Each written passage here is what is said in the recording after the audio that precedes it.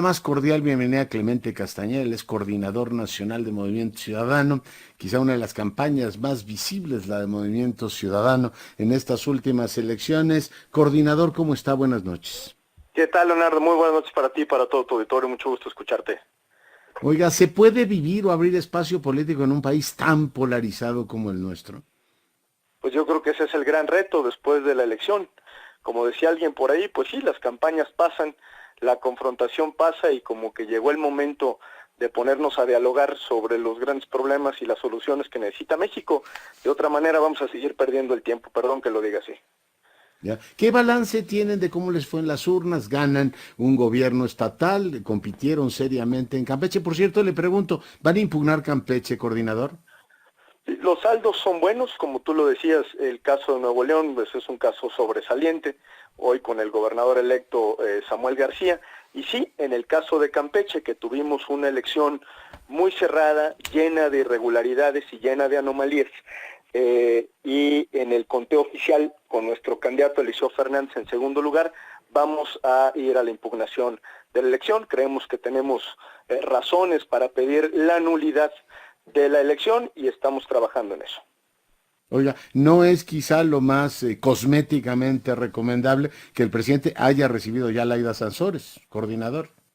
Pues el presidente no ha dejado de meterse en las campañas políticas. Si un día está en la arenga, otro día se mete en contra de candidatos de cualquier partido político y hoy pues se le estaba haciendo tarde para levantarle el brazo a sus candidatas y candidatos. Lamento mucho que el presidente no tenga el tacto político para entender que hay campañas, hay elecciones, que todavía sigue una parte contenciosa y que él como jefe del Estado mexicano debería de ser mucho más cuidadoso. Pero bueno, ya del presidente podemos esperar muy poco en ese terreno, en el terreno de comportarse como un demócrata, así es que nosotros haremos lo propio, iremos a los tribunales, vamos a presentar las pruebas correspondientes y estoy seguro que tendremos la razón jurídica de nuestro lado. Entonces, Campeche nada más, en el resto de las entidades, el resultado es el que fue, no lo impugnarán. El resto de las entidades no haremos ninguna impugnación, nos vamos a concentrar en el caso de Campeche, que dicho sea de paso, Leonardo, pues hay una diferencia de menos de 6,000 votos, un poco más de un punto porcentual, entre nuestro candidato Eliseo Fernández y Laida Sansores. Ya. Oiga, con la diputación que tienen, con la presencia que tendrán en San Lázaro, ¿cuál es, digamos, la oferta ahora que hemos visto que se plantean nuevamente los dos campos? Volvemos al inicio de la conversación. ¿Cuál es la agenda legislativa que se plantearán ustedes?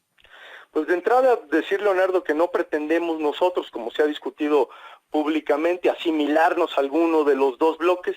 Justo me parece que el mandato hacia Movimiento Ciudadano, el mandato de los 3,450,000 personas que votaron por nosotros, es justamente concentrarnos en nuestra agenda, en nuestras causas, afianzar esa identidad que hoy tiene Movimiento Ciudadano y que la tenemos que llevar a la Cámara de Diputados. ¿Qué temas? Nosotros decimos los temas que le deben interesar al país, el tema de la inseguridad y tratar de enmendar la fallida estrategia de seguridad, que por cierto, y abro paréntesis, hoy el presidente parece que quiere continuar cuando a todas luces la estrategia de seguridad ha fallado, y lo digo por su iniciativa anunciada de mandar a la Guardia Nacional a la Sedena. Me parece que otro de los temas importantes es el combate a la corrupción, en la cual México va retrocediendo, no digamos el tema de la transición energética y toda esta agenda que también México ha olvidado por completo, o temas como la reducción de la desigualdad, en la que supuestamente se iba a concentrar este gobierno y donde no podemos dar resultados, o lo mismo puedo decir del caso de la agenda de salud y el acceso de todas y de todos pues a un sistema de salud mucho más eficiente. Me parece que esos son los problemas en los que tendríamos que estar trabajando y Movimiento Ciudadano va a hacer un esfuerzo por construir una agenda de cara, repito, a estos temas y encontrar soluciones en colectivo, porque naturalmente pues no es una tarea individual ni de un solo partido político. Claro, en el tema de las mujeres también han tenido posturas muy claras y definidas. En seguridad queda absolutamente diáfano que después de que el presidente propusiera militarizar ya directamente la Guardia Nacional, es que pues no se ha conseguido desarrollar una institución policíaca que dependa del mando civil. ¿Qué van a proponer ustedes? Ustedes tienen experiencias interesantes, por ejemplo, en Jalisco, de cómo se ha podido manejar el tema de seguridad en coordinación entre estados y municipios. En el plano federal, ¿cuál sería la propuesta de Movimiento Ciudadano, coordinador?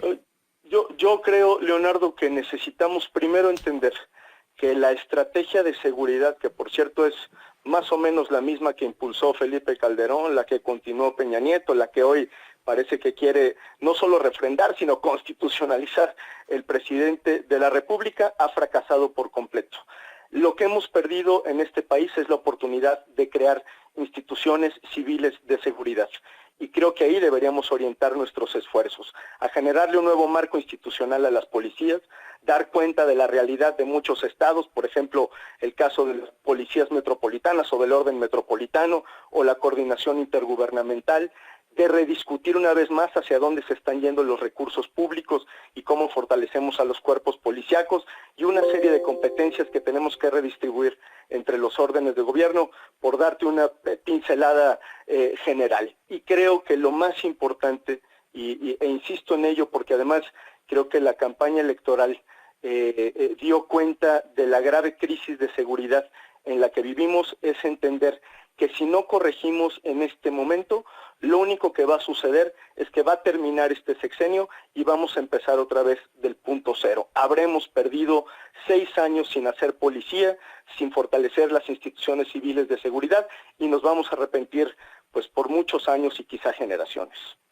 Con esa agenda, seguridad, corrupción, desigualdad, meterse nuevamente una reforma político-electoral que incluye la revisión de los plurinominales y, por supuesto, una reintegración del INE. ¿Le parece oportuno, coordinador?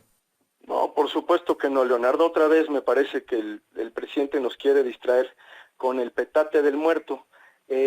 Si algo quedó claro en esta elección, por un lado, es que el INE es una institución eficiente, que hizo bien su trabajo y que lejos de debilitarla deberíamos estar viendo cómo las fortalecemos, cómo lo fortalecemos. Y por otro lado, si algo tiene hoy la democracia mexicana es que afianzó su pluralismo, que consignó su pluralidad en las urnas y los equilibrios.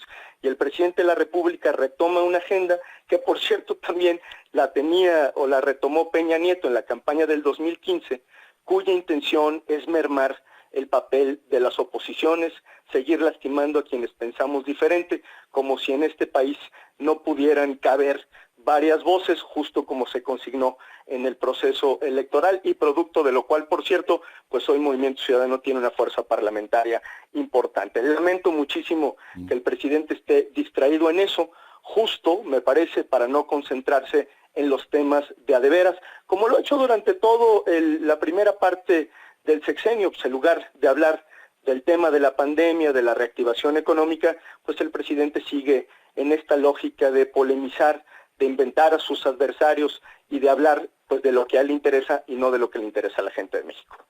De darle clases a León Krause de cómo entrevistar, que parece que lo trae obsesionado. Le he dedicado media hora a ese tema, pero preguntarle, por supuesto, es un tema interesante. Es tedioso ver que la propuesta que hizo Enrique Ochoa, ahora del PRI en aquel momento, ahora la retoman ellos. Pero le toca a Movimiento Ciudadano gobernar 2 entidades de las más importantes, Jalisco y Nuevo León. ¿Cómo se replantean ustedes el federalismo? ¿Cómo se va a retocar el federalismo con esta nueva realidad política, coordinador? Justo tanto Enrique Alfaro como Samuel García han coincidido en que hay que, entre muchas otras cosas, replantear el pacto fiscal, por ejemplo, que es uno de los temas centrales. Ambos gobernadores han dicho que el esquema no solo de recaudación, sino redistribución del gasto público no es del todo equitativo, por supuesto sin dejar de entender que el federalismo requiere esta especie de subsidiariedad, solidaridad con los estados que tienen menos potencial recaudatorio y económico, pero que sí tiene que haber un replanteamiento de cómo se está gastando el dinero de las y los mexicanos. Coordina, nos quedamos en el tema de cómo habría que repensar el federalismo a la luz de la nueva realidad política que tiene el país. Así es, doctor. A ver, lo que decía es que tanto el gobernador Enrique Alfaro como el gobernador electo Samuel García han dicho que entre otros temas hay que revisar el tema del pacto fiscal, que me parece muy pertinente por la manera en la que se están ejerciendo los recursos desde el gobierno central. El reparto o la redistribución de esos ingresos pues es inequitativa, entendiendo también que hay estados que merecen el apoyo del resto de la federación para poder cumplir con sus obligaciones, pero así como el tema fiscal, están los temas de competencia, por ejemplo, en materia de seguridad pública. No es posible que el gobierno de la República siga decidiendo discrecionalmente, una, sobre los recursos, o dos, sobre si apoya o no temas de seguridad pública, cuando es un tema de todos, o los temas que tienen que ver con la infraestructura para el agua, que es un grave problema en estos dos estados, o muchas otras cosas que sí nos obligan a replantear el papel que debe de tener el gobierno central y su relación con el resto de los gobiernos estatales. No podemos permitir, y creo que es parte de la discusión que tenemos que dar, que el poder económico, el poder político, las competencias se sigan concentrando en el gobierno federal, sin entender que los estados también tienen que hacerle frente a una serie de problemas y que para eso necesitan atribuciones legales, instrumentos políticos y por supuesto recursos económicos. Y que los gobiernos estatales, igual que los municipales, son tan legítimos como el gobierno federal, y en temas como la vacunación o algunos otros asuntos en los cuales ha habido fricciones en los últimos tiempos, pues no solamente pueden, deben colaborar y coordinarse, coordinador. Yo creo que hoy por hoy lo que México necesita sí es un replanteamiento y un fortalecimiento, diría yo, de los otros órdenes de gobierno. Me refiero a los gobiernos estatales, para dotarlos de mejores condiciones para enfrentar problemas que son de todos, que no son exclusivos de ellos y no tendría absolutamente nada que ver con partidos políticos, con filias y con fobias, pero lo mismo podríamos decir del orden municipal. El municipio está como instancia de gobierno, como orden de gobierno completamente abandonado, menospreciado, cuando, pues incluso como se dice teóricamente, es el gobierno más cercano a la gente y hoy no tiene instrumentos ni condiciones para poder hacer su trabajo. Creo que allá hay una agenda pendiente y esperemos que la próxima legislatura podamos abordarla, impulsarla y tener muy buenos resultados.